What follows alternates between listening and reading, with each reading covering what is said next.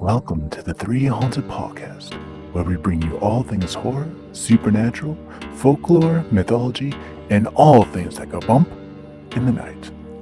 What's up, everybody? This is your co-host, Ashley Lunar Goddess, Gorilla Girl filmmaker and horror-loving cinephile. I'm just your average podcast-producing badass. I'm John Thomas. Some would say that I go a little too far with my love of all things horror, paranormal, and meta, but I say, talk nerdy to me, and I'm all yours.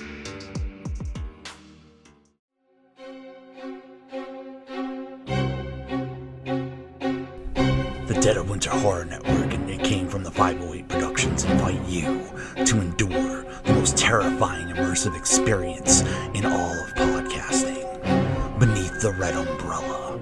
Now available wherever you listen to podcasts. Beneath the Red Umbrella.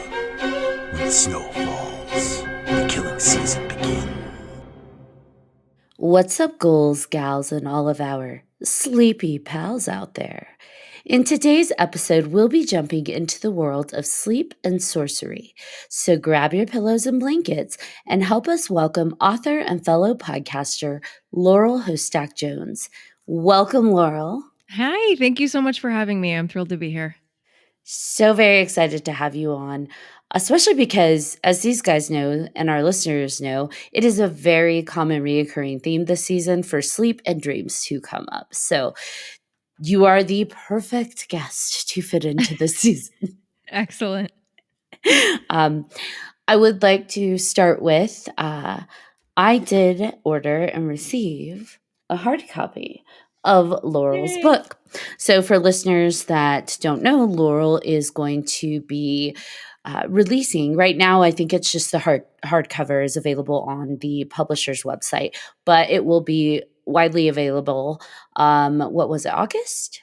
Yeah, August of this year. Yeah, and so this book is based on her amazing podcast and content, Sleep and Sorcery.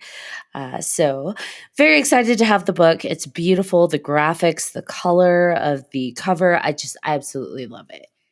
They did such a beautiful job. I just gasped when I saw the cover for the first time, just even as a first-time author too. Like the idea of having a cover to look at is mind-blowing, but then it was just so perfect and gorgeous. So they did a great job. Yeah, it's very whimsical and like dreamy. Like, guys, that's Yeah. it's absolutely beautiful. And it's got the moon. So how can I not love it? So with your content, can you tell us a little bit about, or not even a little bit, can you tell us what Sleep and Sorcery is? Absolutely. So Sleep and Sorcery began about 2 years ago. We're coming up on the 2-year anniversary. And what it began as was a podcast, which features original sleep stories that I write. So bedtime stories for grownups or people of all ages that are intended to induce a meditative state or help you fall asleep at night. So you pop them in like a meditation, and hopefully by the end of them, you are passed out. And the reason that it came about was because about a year before I had had my son, my first child, and oh my goodness, my relationship to sleep completely changed when that happened. I've always been an insomniac, but after, having a kid and being deprived of sleep so habitually, I was pretty desperate to kind of repair my relationship with sleep and was constantly looking for content like this that I was able to find things adjacent, and I'm able to find some really beautiful sleep meditations and sleep stories out there, but they weren't all scratching exactly the itch that I was looking for. So I immediately was like, I can do this. I can start to kind of fill this gap, which was sleep stories that are connected to folklore, to fantasy, to magic, and to these sort of spiritually connected parts of my life that have always been important to me. So I've been a writer forever. And this also, after having a kid, it's very easy as a birthing parent, and I think as any kind of parent, to sort of lose yourself in parenting for a little while. And so it's very easy to kind of disconnect from your identity and from sort of your passions and just throw yourself into caring for your kid all the time. So while I'm trying to repair my relationship with sleep, I'm also sort of on this journey back to myself and to my creative practice. So that's really where it came from, and it has grown from something that I really did for myself to something that I thought was going to be like a 10-episode mini series. I've been a podcaster for years and thought I would just do this for like a little one-off, and then 2 years later, we're about to cross the 2 million download mark on podcast players, and then another million on meditation apps. So people are looking for it and people are enjoying it. And then was able to partner with Crosscrow Books to put out a volume. And so that's been just a dream come true, to say the least. Well, first of all, congratulations on Thank the you. download and the anniversary, and that's phenomenal. So, congratulations. How does the sorcery aspect come into play when we talk about sleep and sorcery? Right. So I would call myself a witch, and also have been walking kind of the druid and bardic path for the last couple of years. I've always really been connected to magic and to other worlds, to folklore and mythology.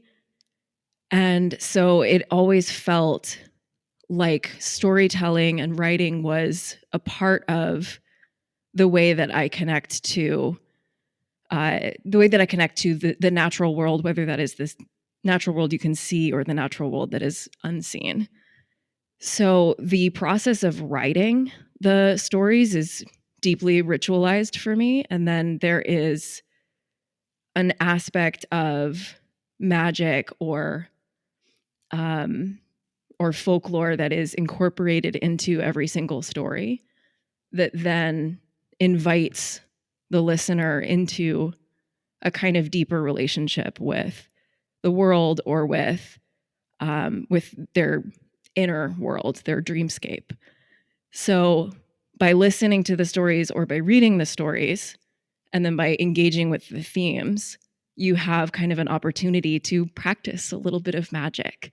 And that magic might be conscious or it might be unconscious. It might happen in your dreams. Yeah, I love that. I love that your chapters are broken into sections where you have the story you wrote for that bedtime story, right? But then you have an accompanying exercise.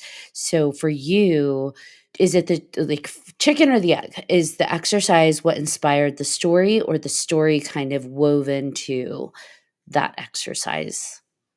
Almost always, it's the story that comes first. I kind of sit with the idea that I want to expand upon the inspiration. I weave the story, and then there are sort of practical things that you can pull out or practical lessons that you can pull out of the story and then actualize into kind of a piece of meditation or a spell or a ritual. And then there are other times where, as I'm writing the story, I realize that the story itself is a spell. Like we are the character in the story, the point of view character, who is always second person. So if you're listening or you're reading, you are a character in the story, you're participating. There are a lot of times where, as that story is developing, I realize that you are doing a piece of magic as the character. And so then that becomes the ritual that accompanies it. And so you can, quote unquote, practice it as you read or listen, or you can take that and bring it into your nightly sleep ritual, your nightly sleep routine, or meditate on it throughout your day as you're trying to achieve more meaningful rest. I do have to give you a compliment. I think one thing that is a big strength for you is your voice, right? It's so calming, and I feel like that's one thing that like right away I was like, oh no. I mean, like yes, I'm gonna fall asleep, but like it was so easy. It was just you just have that really calming presence, and when you're it's perfect for what you're doing, and I love that. And I think maybe is that kind of what draws people in. Like I feel like people are more into that maybe than actually reading. Like for me personally, I enjoy the listening part. Yeah, I was very curious to see, and I'm still curious to see how it translates to the page. I have always I've always wanted to write books, and then I have a background in theater, so I've been a performer as well. And also, thank you. That was very kind of you. But yeah, I'm very curious to see how folks interact with the stories on the page. The one thing that I've come across a lot with kind of loyal listeners and audience members is there is a desire to make it to the end of the stories and like an inability to make it to the end of the stories, which if I'm doing my job right, you're asleep by the end and you don't hear the end. But I work really, really hard on every single line. And sometimes I'll be agonizing over the last few lines of a story. Like, this has to be absolutely perfect. And then I'm like, Laurel, calm down. If you're doing your job, nobody hears this.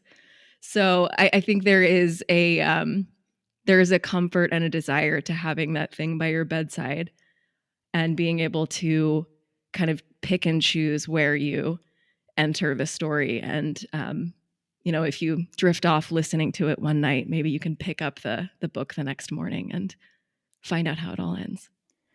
Yes, I feel like I'm gonna go that way all the time. So Yeah. Awesome. I think it depends on the person too, Yeah. because how do you consume stories in general? I think some people really are. I love audiobooks. I love hearing somebody unfold it for me.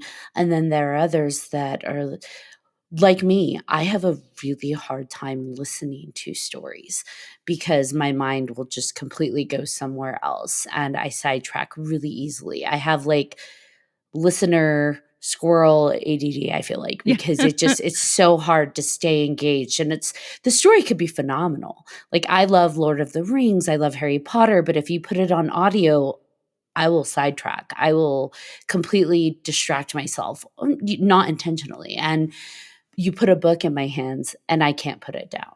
I am Yeah. lost in the world and my mind just unfolds with it and I attach in a different way. So I love that you're giving options. You tap into the people that want to hear and that's their, sensory perception that they prefer. And then you have the ones that are like, hey, can I have the physical book? Yeah. And that's part of my experience and journey. And I think that's great.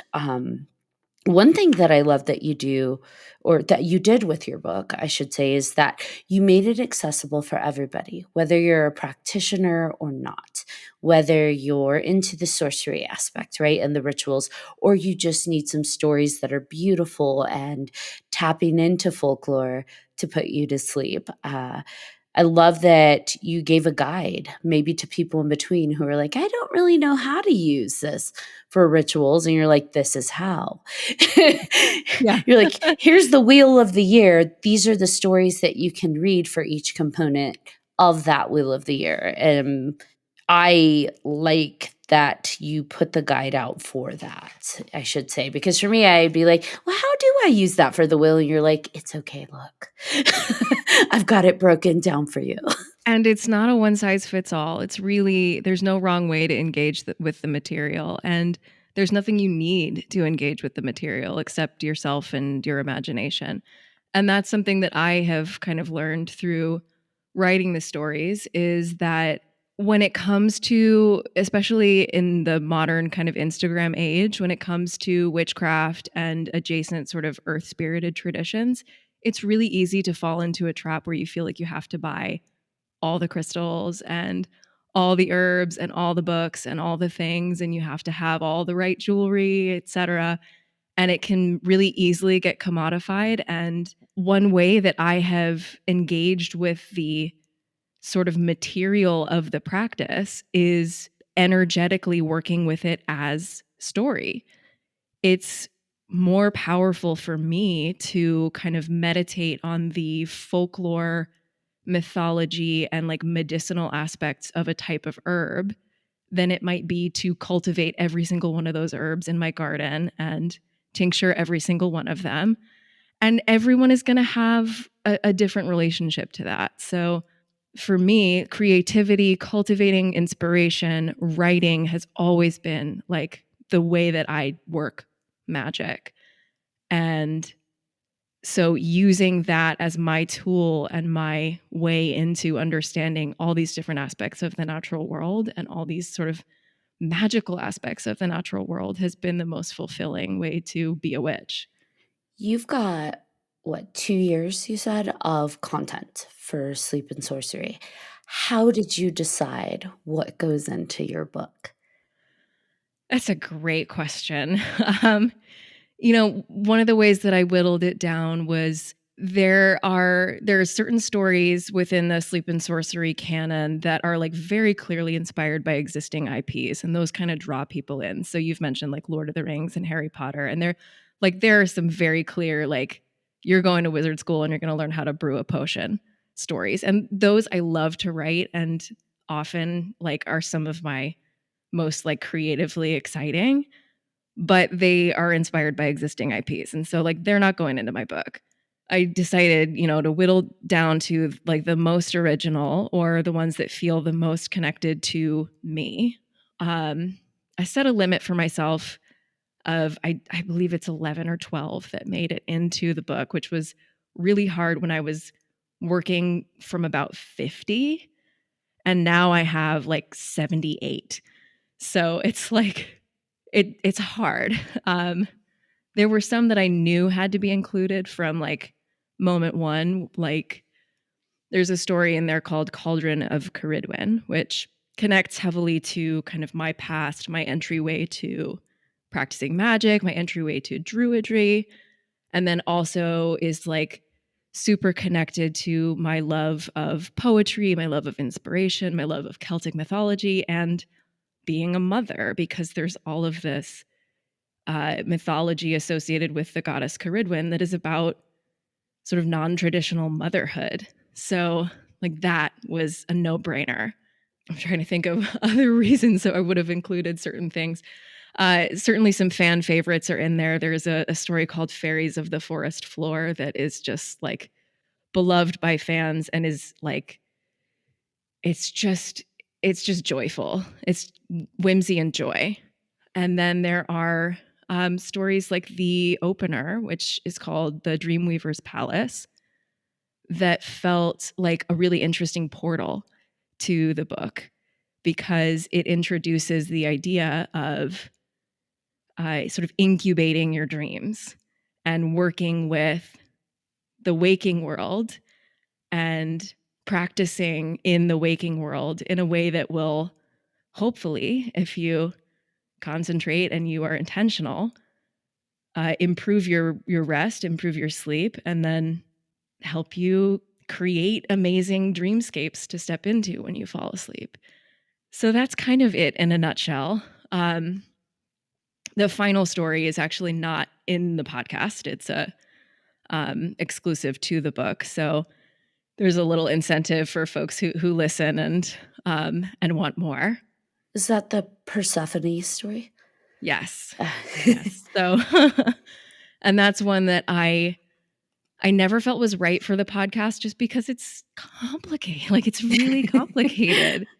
And when you are asking people to kind of plug in their headphones and surrender and listen to your voice, the last thing you want to do is have them think about difficult topics like grief and loss of innocence and loss of girlhood. And so putting that story in the book in a way that felt like it was safe and you could exit when you need to, if you need to, felt like the right way to bring that material into Sleep and Sorcery. And then it was a really like cathartic and healing experience to write it as well, from the perspective of someone who's been a daughter and someone who's been a mother. So it's a special one. Yeah. Now, you said something about the different ones that are popular and deciding, what to put in there, and how do you get contact through your readers or your listeners? Do they comment a lot, and what kind of feedback are you getting from the different episodes or chapters? Yeah, there's a few different avenues. Like I said, I'm on a few meditation apps that are really the place where like Sleep and Sorcery first started to kind of gain traction. One of those is called Insight Timer, and they've just been an extraordinary partner. As a creator, I don't think I would still be doing it if it weren't for like how supportive that particular environment and community has been. And that is a platform that like really incentivizes engagement. So like from day one, I was getting like comments and reviews and like DMs from people without really putting that much into the world. And then in spaces like YouTube, don't read the comments, read the comments, like mental Right. health, do your best.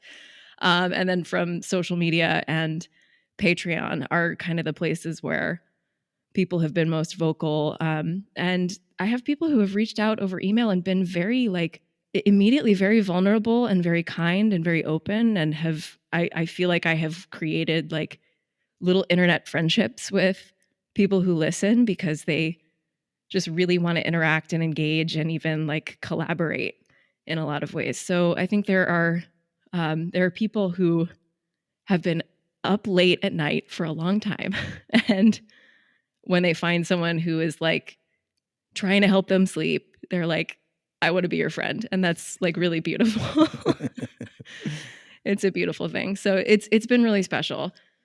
You know, anytime you put something out on the internet, like there's going to be a huge range of reactions. And so like I've had to thicken my skin a little bit just because it casts such a wide net that like I hear from folks who are not happy. But that's pretty few and far between, thankfully. Doing my best to toughen up and put good energy out into the universe so I get that back. Now, given what you just said about some of the, reception you received that isn't so great, is there any kind of preparation or grounding that you have to do when you're preparing these, whether you're writing, recording, or afterwards with all of the energy that comes back at you through the listeners? That's a great question. I mean, I have long, tried to cultivate my own kind of sort of mindfulness practice and gratitude and grounding. I wouldn't say I'm the most formal about it, but more and more I find myself turning to just like, hey, I'm feeling a little like this is all a little much. I'm going to do like a 5-minute little meditation or 5 minutes of journaling just to kind of reset. Like today, I did like a 5-minute meditation to get rid of a little bit of anxiety. Going to therapy is everybody's best friend.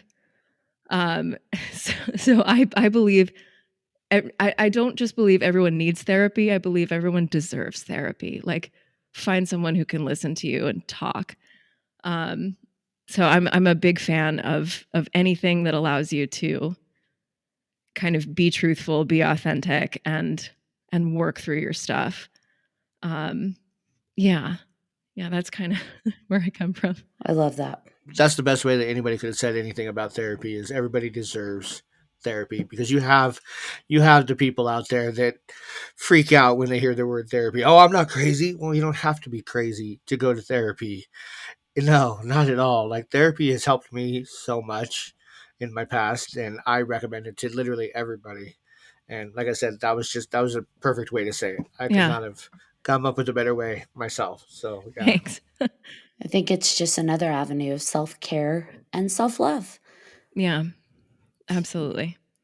So, did you find that your own sleep world was impacted by doing this? Like, has it affected your dreams in any way?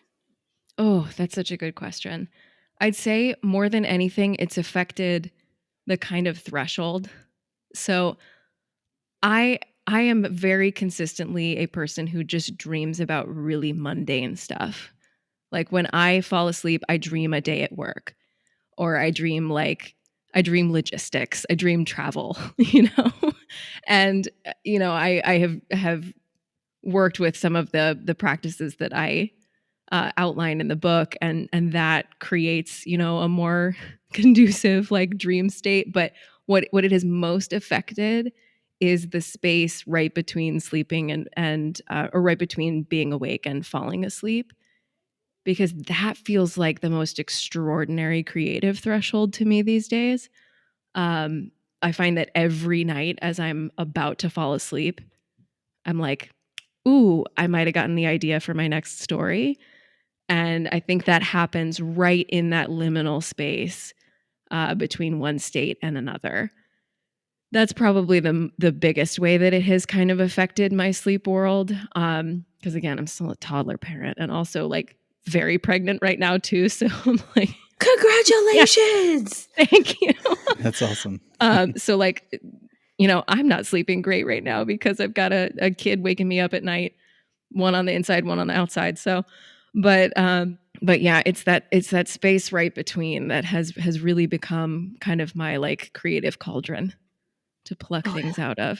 I Yeah. like that creative Yeah. cauldron. Now, do you feel that that creative cauldron that's occurring in this space is being driven solely by the research that you've done, or do you find that maybe you're also tapping into something else because you've opened up to that space?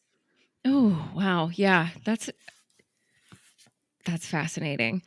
I mean, I am always like on the lookout for inspiration and never kind of know when or where to expect what I'm looking for. And so I work on kind of building keener awareness, like kind of softening and opening myself to observation of my world and looking for ways into to storytelling, ways into kind of like creation. So I'm always like just going out and trying to pluck things. I have been dabbling a lot in, and I've been taking a couple of classes and workshops in it, but I've been dabbling a lot in channeled writing, which is a more of an automatic writing process and idea generation. And usually there are these kind of three-dimensional sort of writing prompts that are your way into that. So I've been working with particularly plants and deities to kind of access like new sort of perpendicular ways at coming at writing. So it starts with, a prompt that's more like try to have a conversation with a tree or like that's just like off the top of my head, but it's like a prompt that's not obvious, and write it in your own like special language and then come at it from a perpendicular space. So try to approach it from a way that's unexpected. I don't know if any of that makes sense when I say it out loud, but that's a space that I'm working in. And so it's been an interesting process because I've been generating a whole lot of like poetry, a lot of journals, and a lot of just like stream of consciousness, like nonsense writing that feels pretty unproductive at the moment that it comes out. But then when I go back and review those journals later, it's like, oh, okay, I think there's the seed of the idea. So when like inspiration, the bolt of lightning is not there when I'm looking for it, that kind of process is there to assist in getting the ball rolling again. So you're going back to an idea that maybe you had earlier to help, because sometimes that's for me as a writer for like short scripts and things like that. I'll have an idea and then I'll write it down, but the rest of it's not there yet, right? It's got to like marinate in your head and Yeah. figure things out. And then, like for me, it's like a week later, I'll be like, oh, Yeah. right. Yeah. And then planting those seeds is so important too. Like, even if they don't go anywhere, for the time being, it's like just getting them out or putting some kind of context around them, even if they're not fully formed, is so, so important. So that then you have that to come back to later.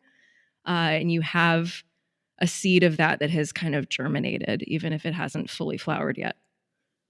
For the automatic writing, I love the approach that's being used because it's taking you out of your taking you out of your automatic so that you can be automatic. So your nature to write about the things that you would typically write about and how you would typically approach writing, it's like, no, we are plucking you out of the comfort zone so that you can really get lost in the writing and Yeah. maybe discover something new about yourself. Yeah, absolutely.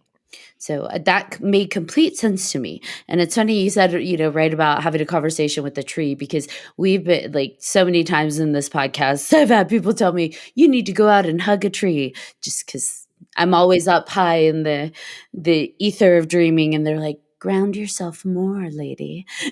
Seriously, touch some grass. Like, it really does do you good. That's why I go hike. Yeah. That's my way of hugging Yep. a tree. I go Yeah, I hiking. walk outside barefoot Yes, and amazing. just touch the grass with my feet. So nice. It's so good.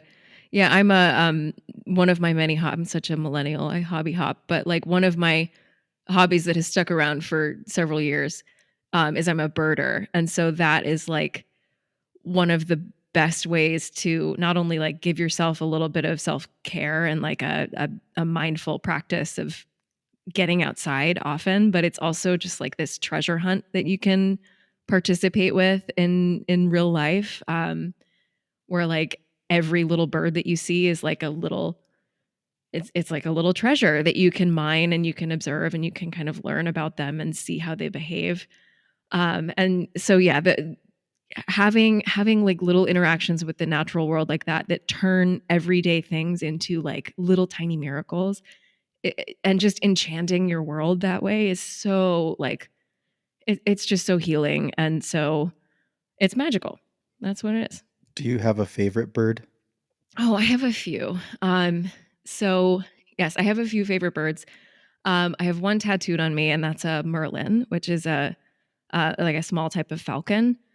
And I'm also a like devotee of the Arthurian legend. I named my kid Arthur. Like I'm obsessed with King Arthur. So like I love the little falcon, and I love the sorcerer.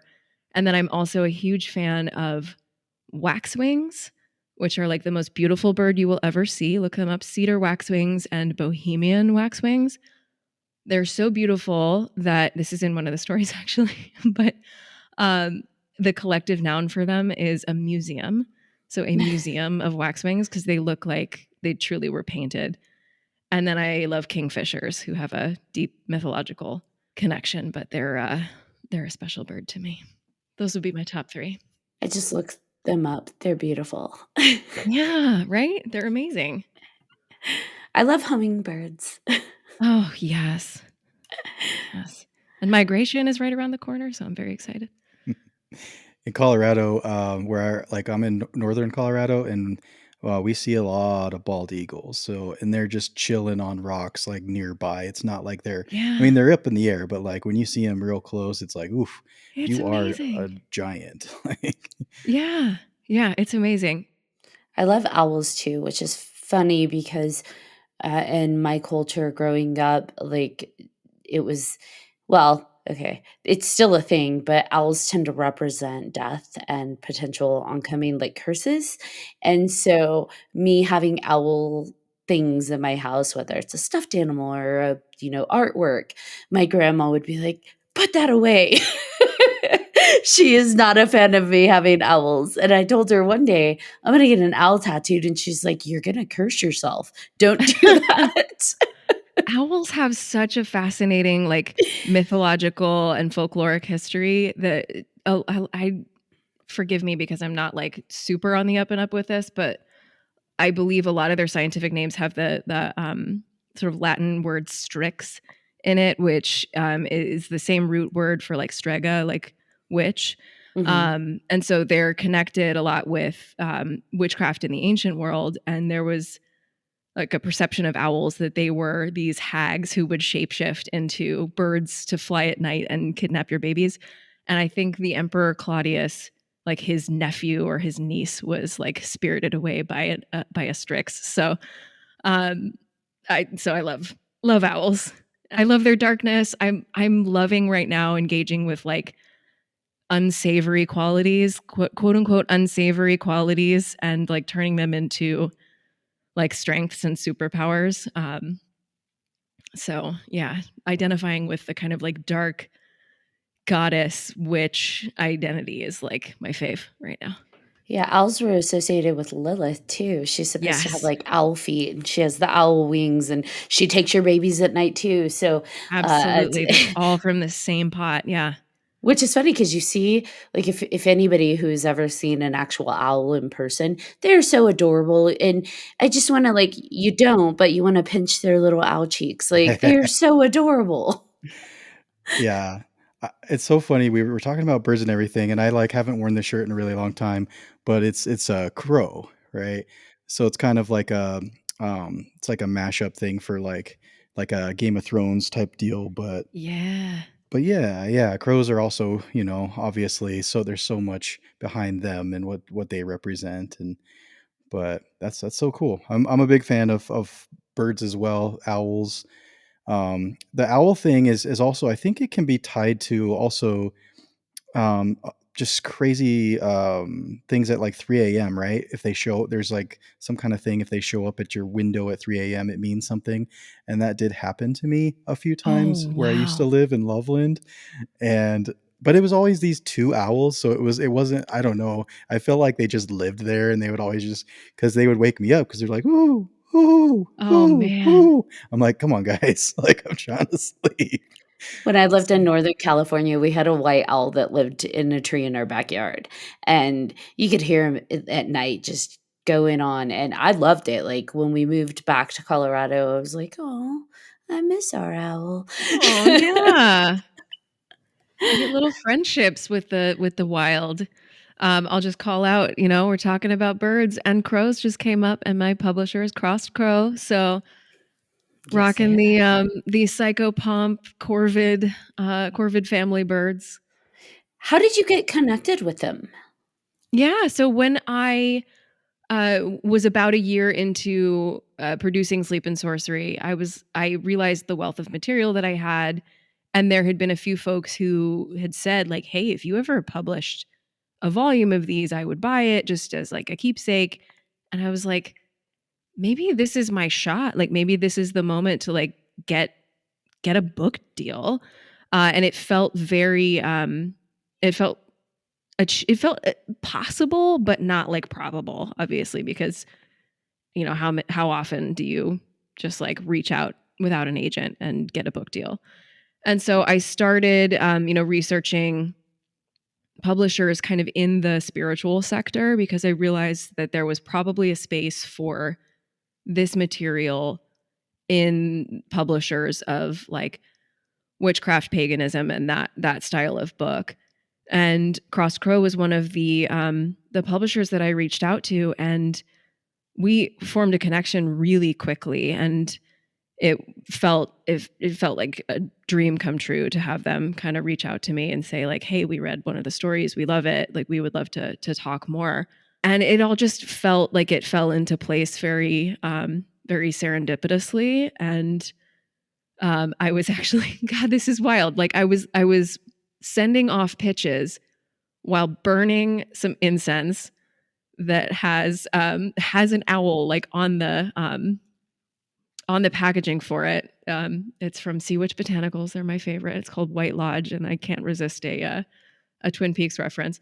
But I remember I'm like burning this incense down to the bottom, and then I hear back from them while also burning that incense, and I'm like, this is now my like, this is the incense that like manifests my intentions. Um, but yeah, so it was a quick connection just immediately. Like the people were amazing and down to earth, and it had the feel of being like a really polished and really professional, but still indie and like intimate kind of publisher. And that felt like a really good kind of relationship to build for my first time out as a debut author. To be able to work with someone who was going to be able to have a personal sort of connection with me and help me through the process. We had another author on that is part of Crossed Crow, and that's how we were able to connect with you, and like you said, it was the serendipity behind it because we had just had dreams come up on an episode, and one of the PR individuals from the publishing house, they responded to me, and they're just like, "We have an author that we think would be perfect for you." And when they told me about the content, it was like, what are the odds? We just talked about sleep and dreams and how to affect the dream world and what can we do? Like, how can we impact our dream world and set ourselves up? And just that serendipity and that alone, I was like, yes, it's perfect. Please connect us. Yeah, awesome. Now, you said that you practice witchcraft. Is your practice more of like a traditional path, or are you more of like an intuitive practitioner?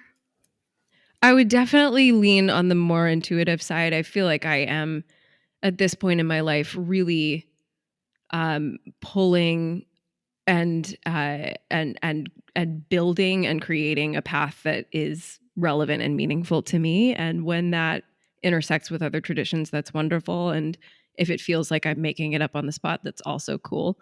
I've been studying, I think I mentioned, in the Druid path for the last year or so.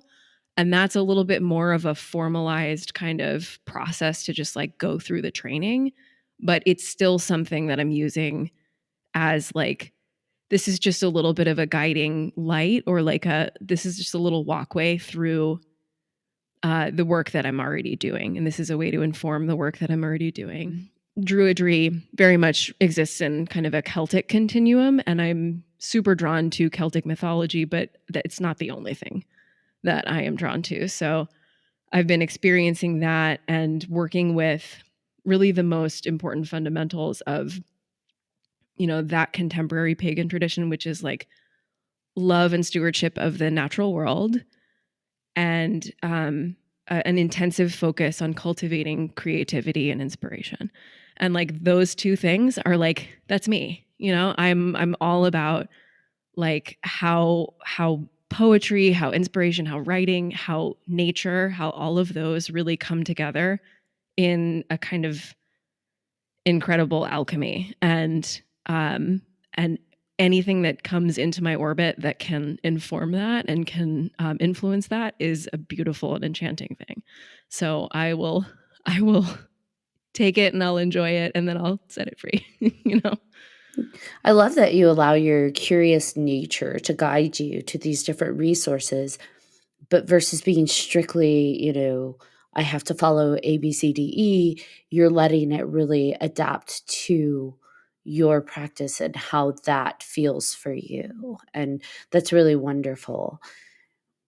Through your journey with sleep and sorcery, have you found that your practice has grown as well? Has that informed your practice?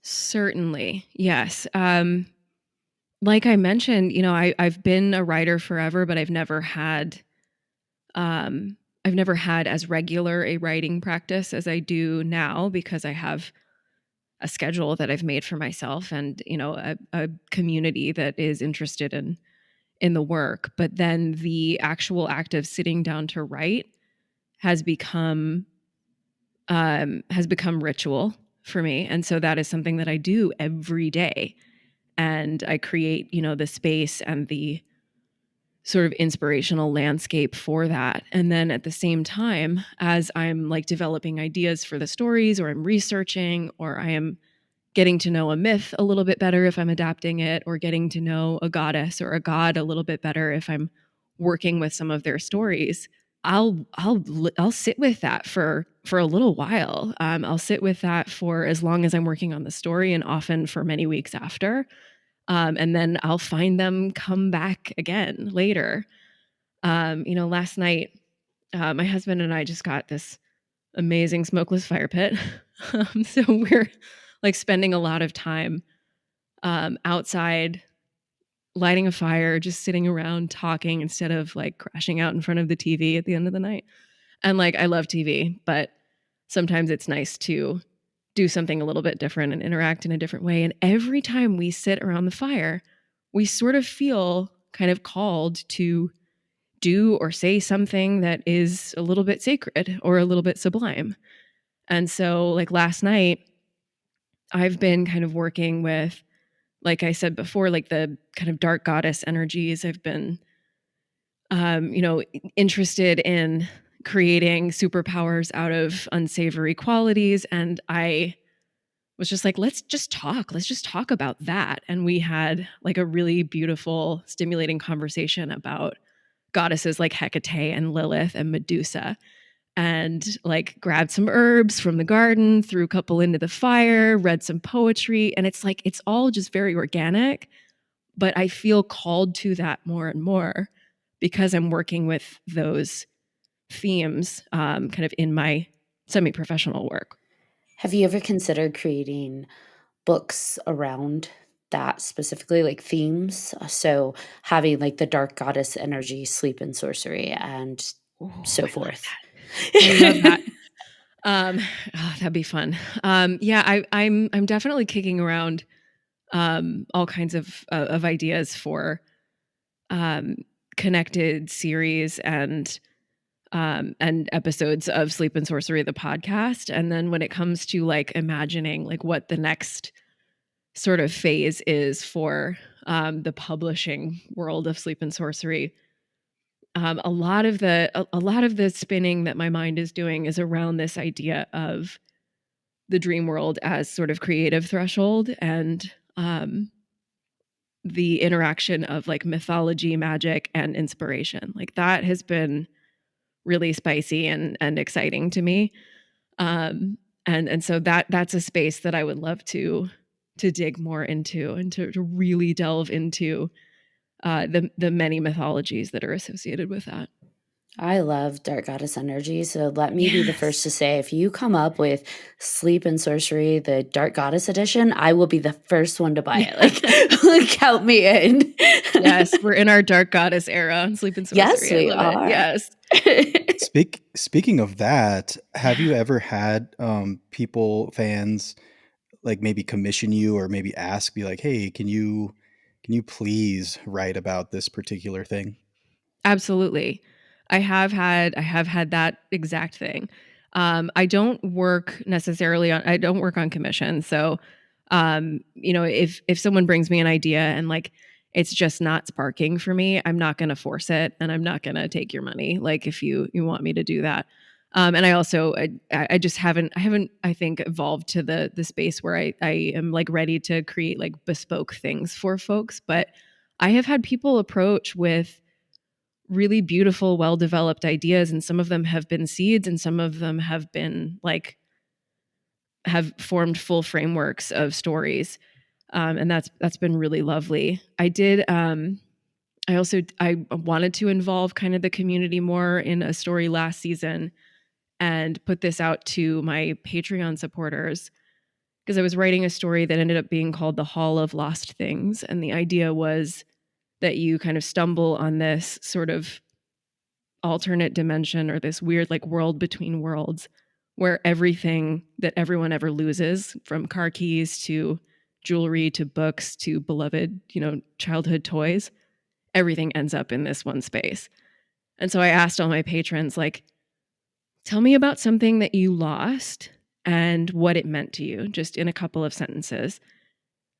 And I had people come out of, all the corners of Patreon and tell me these like beautiful stories about things that were super important to them that went missing, and why that mattered. And then I worked that into the story. And that felt like, I hope for the people who listened, I hope that was like healing and restorative. But for me, it was like, I got to know something really intimate about these people who listen to my work and who support my work. And that felt like creating this sort of magical connection across the internet, but across kind of time and space. It's like you can learn so much about a person through just one little important object and one memory of theirs. So yeah, that feedback and that like connection with people, and inspiration feeding back has been really special.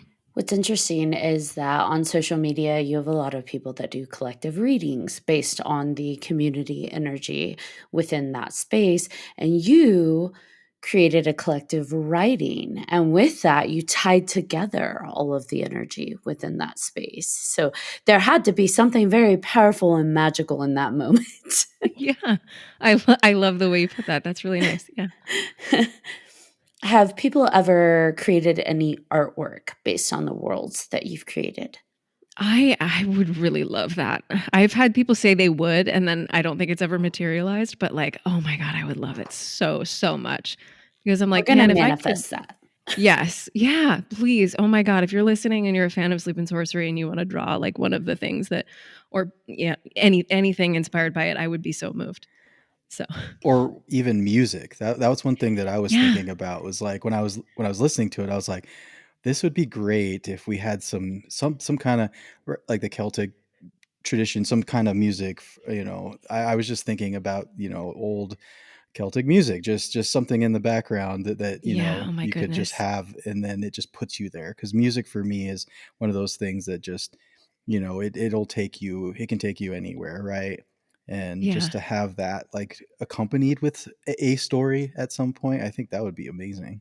Yeah, absolutely. And yeah, any medium. I would love to do collaborations with. There's so many artists and creators that I am in the circle of on social media who I am hoping to collaborate with someday. From like the Sleep and Sorcery candle collection would be amazing, or the Sleep and Sorcery nail polish. Like, I would just love to connect with people to like really get to different like sensory experiences of the same inspiration. I would totally buy those candles. It'd be really neat to have like bracelets because Yeah, some people. So I sleep with yeah, bracelets. That's my ritual. I sleep with bracelets to kind of protect and guide my dreams. And so great. it Yeah, would be interesting if you had like a whole accompanying, like this stone um, helps. And someone can make it themselves. Like that's part yeah, of their ritual is create a bracelet based on what you feel. What stone does that match with you? That's yeah. so random. I'm going on a tangent. No, but that is exactly the kind of like thing that I hope people read the book and like see the exercises and then have that kind of response to it, because there are ideas and there are suggestions in the books for how to kind of incubate dream worlds, or how to kind of induce a restful state. But then like if it can spark something in you that is more connected to your personal rituals, then that is like the best possible result. So BJ mentioned music, and I wondered, like, when you're writing, do you write in silence or do you have music that accompanies you? It depends what I'm writing. Whenever I'm writing something Arthurian, I always have to have music on. Like, I always have to have some like madrigals or kind of like medieval pipe music playing to kind of get myself into that space. And that's usually like that's the only kind of genre or area where I feel like I have to be listening to something. What I almost always have to have though when I write is fragrance. Like, I almost always have to have incense burning, a candle, or like I have to be wearing a certain kind of evocative perfume. Like, it's really like fragrance is such a portal for me. It's so sensory, and a lot of the stories that I write like either begin or are deeply infused with like I talk about what you smell and how that creates relaxation or a particular sensation in you. So I almost always have to introduce that sensory aspect to my writing process. I love that you have the smells there, because I feel like for people, the most like you get a whiff of something and then it brings you back to a memory, 20 years ago, and then you're there, right?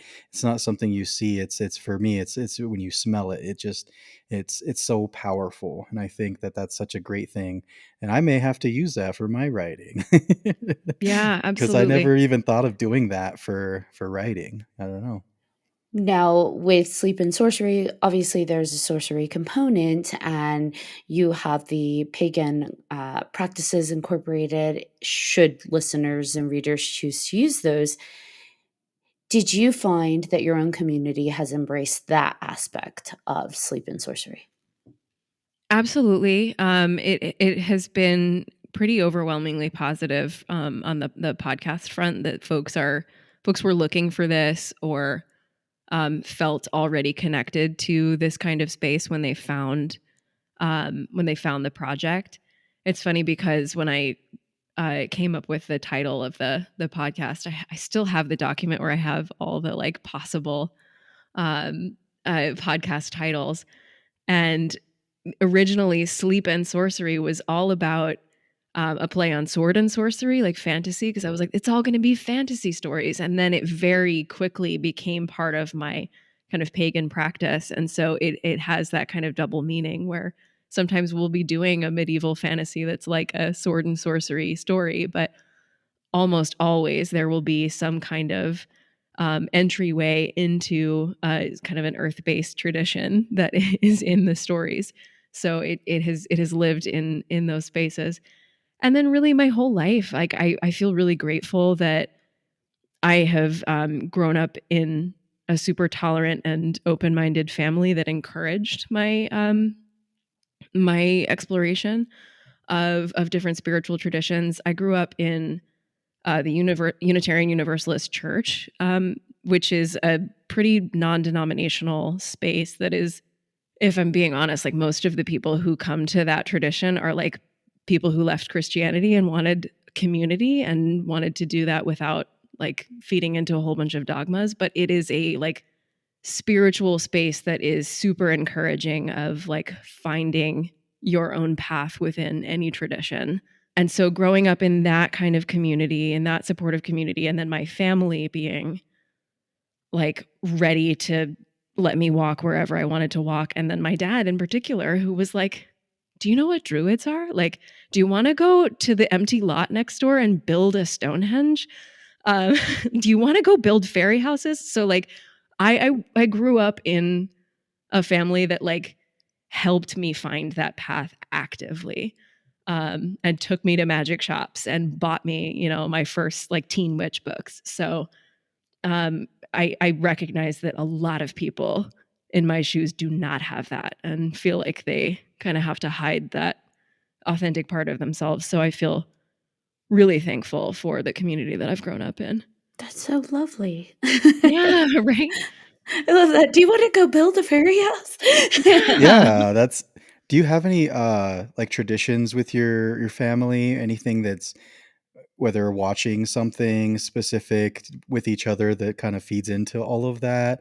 Like, you know, like my family will watch Harry Potter together, that kind of stuff, or you know, me and my brother will geek out on Lord of the Rings, that kind of thing. Oh yeah, I mean, there's a lot of that like consumption of fantasy that was like part of growing up. Like my dad read like all the Harry Potter books to us, my sister and I, as we were kids. And I'm trying to think what is the like most like Hostak iteration of that, because I have the most like inside joke based family of all time. Um, but if there's anything that I would consider like a true like ritual that really initiated me kind of into you know, a more inquisitive path, it's really about encouraging a relationship to nature. And with my family, the idea of going for a nature walk was always like that was one of our like top 3 activities as a family, even when we lived in the middle of a major city and nature was like, there are some weeds coming up through the sidewalk, there's nature. Like there's a couple of trees in this neighborhood. The like the ritualization of getting outside, recognizing that like even in the midst of a concrete jungle, you are nature and you are immersed in nature and you are embedded in nature and you're part of the same ecosystem and universe, was like that was instilled in me very, very early on and turned into like a family like tradition. And that's something that we still do whenever we get together. It's like, let's go for a nature walk. And I think that has fed very much into like my emphasis on observation, why I'm a birder, why I love animals, why I love plants, and why those things are not just animals and plants and birds for me. They are connections to medicine, magic, history, mythology, folklore. What you just said is so incredibly important. This idea that you are nature. We are nature, and I feel like we oftentimes forget that. We create this wall almost, like, oh, we're going to go out to nature, we're going to watch nature, and we forget we also are an Yeah. extension of nature, and we're just getting back to our roots. And I love that message so much. I Yeah. needed to hear that. It's not just that we've forgotten it, it's that like contemporary narratives and like myths that we live inside, like the myth of capitalism, the myth of industrialism, the myth of globalization has like actively severed that connection and actively worked to sever that connection. And so like anything you can do to like mindfully repair that connection, I think is an act of like rebellion, is an act of magic. It's like, it's super, super important. Like, just sit there and remember, just sit there and recognize it, and have that be like the catalyst for how you change the way you act in the world. Yes, so Yeah. much yes. Yes. And Rebel. recycle. Yeah. Rebel, recycle. Yeah. That needs to be on a shirt. Rebel and recycle. Yeah. I'll workshop it, but Love it. It's completely true. We do get conditioned to forget that we are nature. And, I feel like a lot of people on the path of whatever you want to call it, enlightenment, transcendence, awakening, they're all just learning to tap back into themselves and reconnect that cord. So, or remember that cord exists. It's kind of like shriveled and still there, but like it's there. We just have it's to remember there. that Yeah. and rebuild it. Revive it. Yeah, absolutely. S- So, is there a specific project, or I'm going to go with feeling that you'd like to see manifest next? Ooh. I mean, if I can just like have this baby and keep working, I'm like, man, all I can see right now is having a baby. But You got this, mama. yeah, I do feel like with the second kid, I feel very a lot less of the unknown and a lot more of the just like, okay, yeah, we're gonna be fine. It's gonna be a huge change, but it's gonna be beautiful. Um, I'm always dreaming of the next story, but then I'm always dreaming of like the next sweeping, you know, overarching uh thing. What's the next thing for me? And it's always been writing. You know, if I can quit my day job, put that out into the universe, and I can Put it do out there. just this.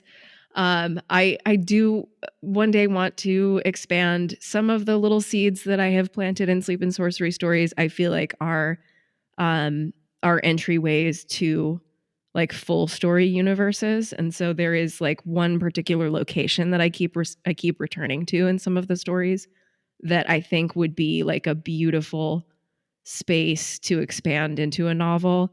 Um, so that's something that is like I'm letting that simmer, but I think it has a lot of potential. So we'll see. I have been in the podcasting world for a few years, and the other show that I produce is called The Midnight Myth. We love alliteration in this house. And that is a podcast I produce with my husband, that is more of a conversation style um, podcast about popular culture, so movies, TV, books, and their connections in mythology, philosophy, and history. He's a huge history buff. And then I'm, always interacting with mythology. So we love to kind of dive into the the popular culture of today or of, yesteryear, and find those connections there. So that is, that's a show that's become really difficult to produce as we've become parents, because we need to both be in the same room for over an hour without our child tugging at us. But maybe there's an expansion of that, and maybe there's a way to bring those two worlds together. I think there's already been some of that where I've been working on a story for Sleep and Sorcery, and then we have like expanded on some of the same themes in a discussion format on the Midnight Myth. So maybe there's that. And then, we're also talking about maybe producing an audio drama someday too. So that would amazing. be awesome. Because, I got into podcasting, and then like Sleep and Sorcery is super influenced by like my love of old timey radio serials. And I love that audio fiction is back in the podcasting world, and that it's pulling from the same kind of thing that drew us around a radio cabinet, all those years ago. So yeah, there's a lot of potential in audio, I think. If anybody can make that happen, all of that happen, I know it's you. Yeah. I feel it.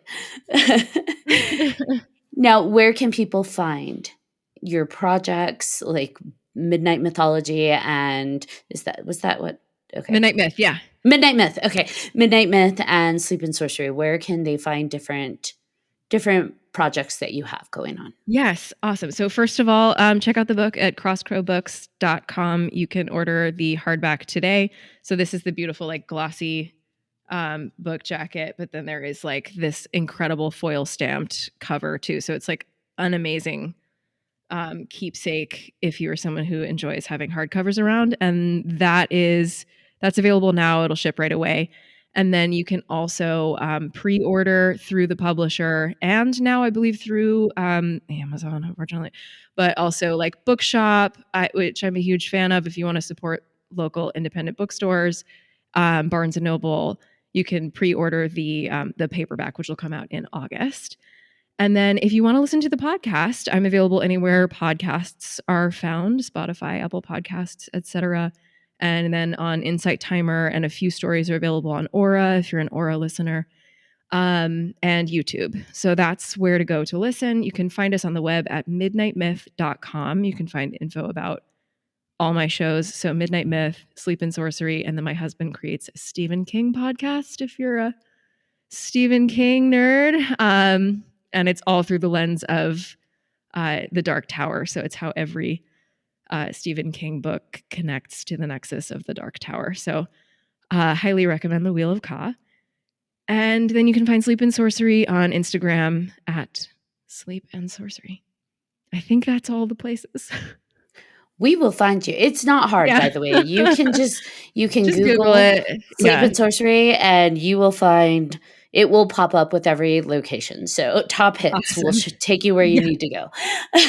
Love that your husband does a Stephen King podcast, because on this podcast, we love horror films. We love the horror genre. We love horror books. So right up our alley. Yeah, absolutely. So I'd happily put you in touch with him too. So and he like dragged me into like reading Stephen King too. And now I'm like, oh no, I'm a Stephen King fan now. So you're like, how did this happen? I never thought it could happen to me. But yeah, so a lot of good stuff. Do you like horror movies? I love horror movies. What's your favorite? Okay. I would have to probably say my favorite right now is Hereditary. Ooh. Like I just really deeply love it, but I'm also like, I'm hardcore with The Shining. We're out in Colorado last year, and we stayed at the Stanley and did the whole tour and got in the bathtub and everything. And that was just life-changing. It was amazing. So cool. But yeah, and I love like old-timey horror movies too. Like The Original Haunting is a favorite, and this like 1950s or 1960s movie called Dead of Night has like stuck with me forever. So that's fun if you like Hays Code, like really sort of subtle supernatural ghostly horror that doesn't show anything but is just creepy. Laurel, I do believe you're one of us. Yeah, absolutely. I am so appreciative that you came on to talk to us about sleep and sorcery and that you are providing these kind of resources for people because, like you said, sleep is so very important. And Yeah. oftentimes, as we go through our trajectory of life, we disconnect from our dream world, and you're helping people find the way to reconnect or at least start that journey. So, thank you so much for coming on. Did anyone have any final thoughts before we wrap this amazing episode up? I just know I'm gonna be listening more because yeah, it's great. Like there's so many stories that I want to get into, and obviously try not to fall asleep, but then also let myself fall No, asleep. yeah, surrender. You don't have to research anymore, so you can actually let yourself fall asleep. Yeah, yeah. Right. Awesome. Yeah, thank you so much for having me. This was a great time. Yeah, this was fantastic. The time went by so quickly. All right, John Thomas, you want to bring us home? Alrighty, I sure do. Thank you again, Laurel, for coming on. It's been amazing. And thanks to all of our listeners for listening to this episode of 300 Podcast with your host. I'm John Thomas. I am Ashley Lunar Goddess. And I'm BJ Segura. If you have any questions, comments, or episode suggestions, please feel free to email us at 300podcast@gmail.com. And if you haven't done so already, please like, follow, and subscribe to all of our social media. You don't want to miss amazing guests like Miss Laurel here. Until next time.